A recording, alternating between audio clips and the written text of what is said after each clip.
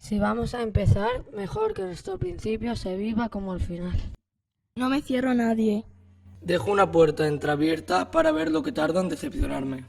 No puedes llamar error a esa persona que en su día hizo que tus días tristes fueran mágicos. Aunque fuese por poco tiempo, pero lo hizo. La persona que más necesitaba me enseñó que en realidad no necesitaba a nadie. Bueno, sí, a mí mismo. La he cagado y la seguiré cagando una y otra vez. Soy humano y hago 1000 cosas que van a quedar en vano. Pero te digo una cosa, Prefiero equivocarme 1000 veces y reconocerlo. que tirar la piedra y esconder la mano. Hay que tener en cuenta con a quién le das un 10, porque igual vale menos que un 0. Y créeme cuando te digo que ojalá pudiésemos predecir el futuro. Así evitaríamos a los lobos con piel de cordero.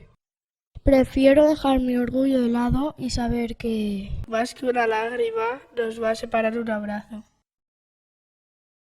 Si vas a tirar la toalla, que sea para que nos tumbemos y nos volvamos a sentir. Así que recuerda que no hay mejor consejo que un abrazo, ni peor enemigo que llorar en silencio.